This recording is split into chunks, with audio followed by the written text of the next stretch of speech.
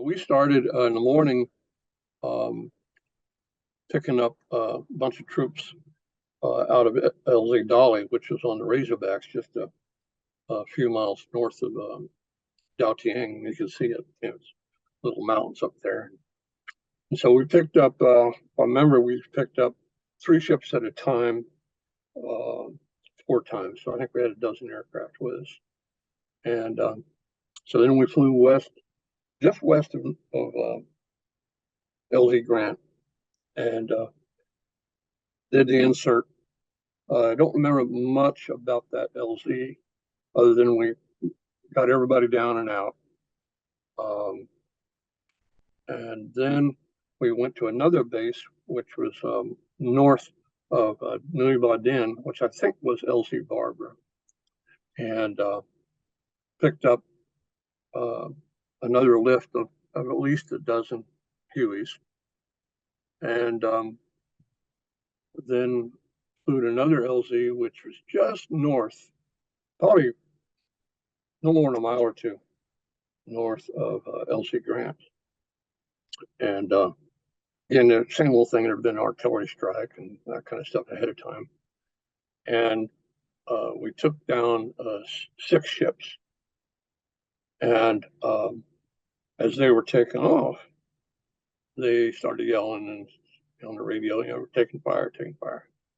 And so they were climbing out, and I do remember saying, nobody was hit, everybody was fine. And so then aircraft I was in our wingman.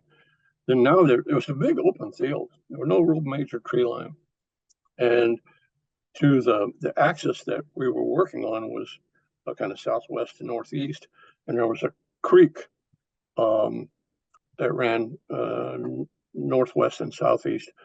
And then there was on the far side of the creek was almost like a cliff, embankments. And so there was bunkers, NVA bunkers in this cliff line. And they had all the troops that we just put on the ground pinned down. So they were yelling, they wanted support. So they would try to give us directions roughly where the bunkers were. So we would make a gun run and then break, and then the wingman would start from a higher altitude, make a gun run and break, then you'd come around and regroup and do the same thing. So each time the troops on the ground would, try to adjust our fire via the radio. And then on the 4th run, as soon as we went down, as soon as we broke, or shortly after we got 90 degrees to the axis, round came through, I don't really know, but very far below the canopy on the right-hand side, hit me, took my jaw off, and went up the canopy up here. And so immediately I thought that we got hit and we exploded. I just had this red maze vision and a tumbling sensation. And then as my vision cleared, a number of things at once, I could see, looking at the instruments, that we were still right side up and flying. And I could hear Dick yelling, "Rich, Rich, Rich." And at the same time, I could hear on our radio, Tiger 3/8's hit, Tiger 3/8's hit. So that all kind of merges into my memory. And so he immediately started flying us towards the hospital in Tay Ninh. And we were down skimming along the ground, probably only 100 feet or so, because fastest I'd ever been straight and level in a Cobra.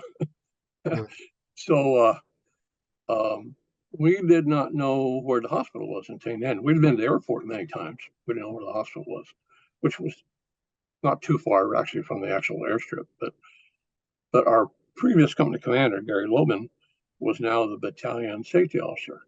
So he was in Tay Ninh, and he was on the radio and telling us how to get into town and what street to fly down, that sort of stuff. And I remember looking at, we had this little mirror. And so a lot of times I could look in the mirror and I could see him. He could see me through the mirror. And I kind of tilted the mirror and I looked at it and I said, I remember this very vividly. I said, well, looks like you're going to live, but it's going to be a bitch. What was the nature of the wound?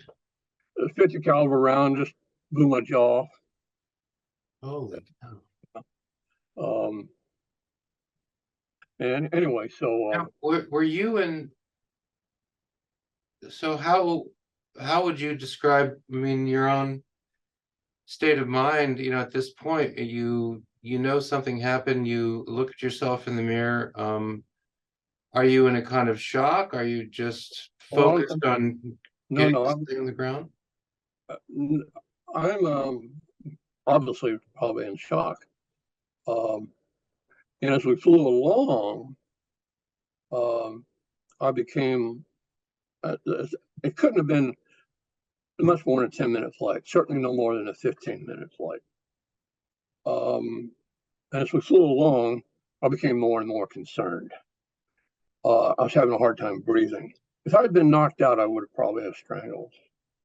Uh, I've had buddies that I then met in the hospital later on uh, that didn't have nearly as uh, obviously they didn't lose as much jaw as I did. Uh, that did get knocked out, or don't remember anything about it anyway.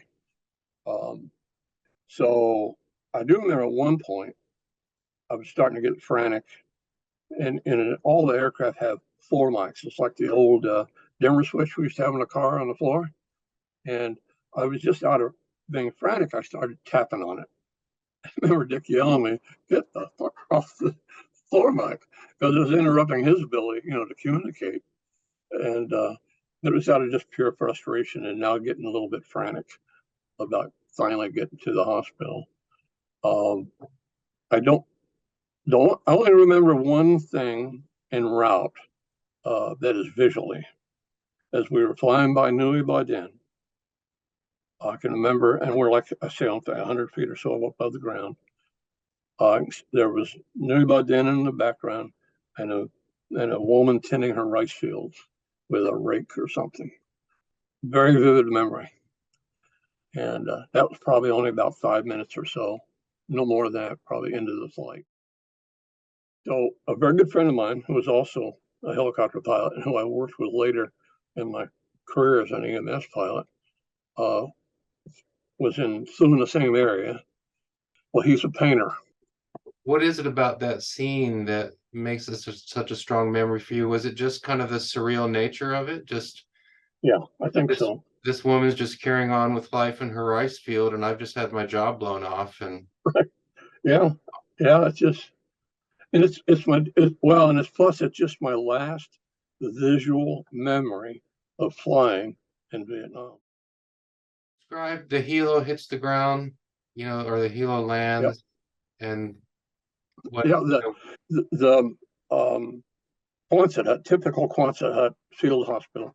It's called the 45th Surgical Field Hospital, and so we land, and I could see over near the entrance there were these two fellows there with the typical canvas army litter. And I can remember doing this to them. And they come over there, and I opened up the canopy, climbed out of my own. They tried to make me lay down, and I still had my helmet on. And I said, no way, So I sat there in the middle of the cot, kind of cross-legged Indian style, sitting as we went into the hospital.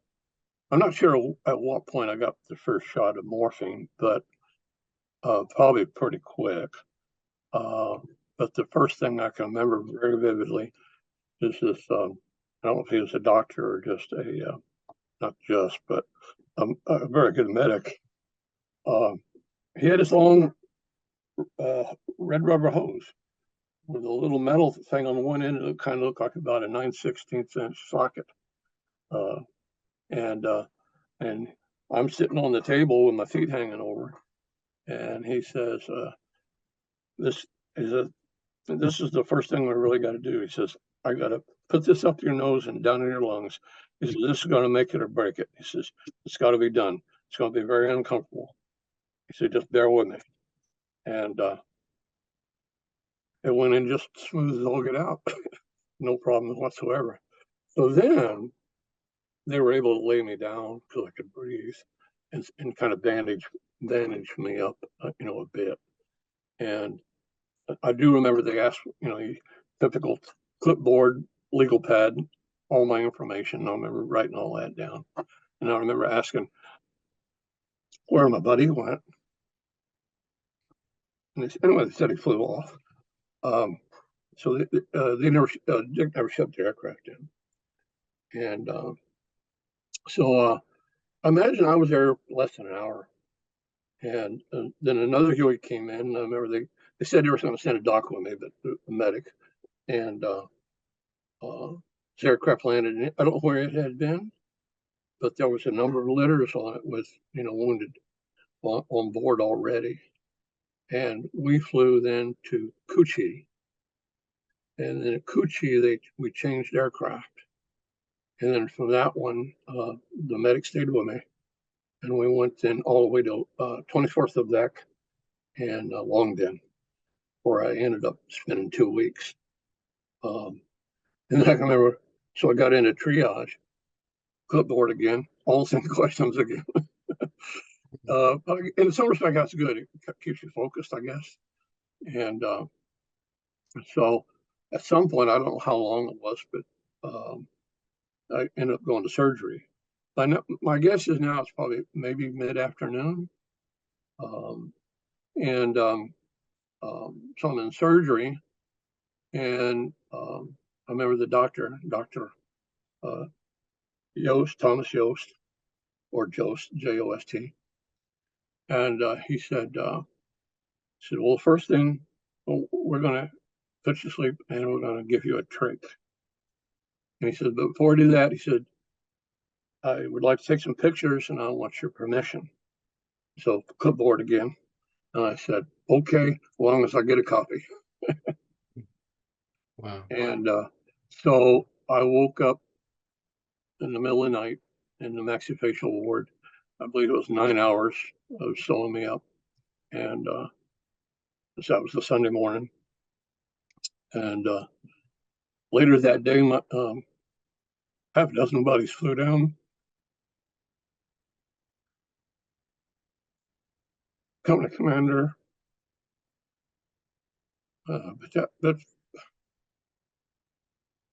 battalion commander. And anyway, so it was good seeing all those folks. And then that afternoon, I wrote a letter to my folks. I never fully understood I guess they got notification I was wounded before they got the letter, but I guess the letter helped a lot.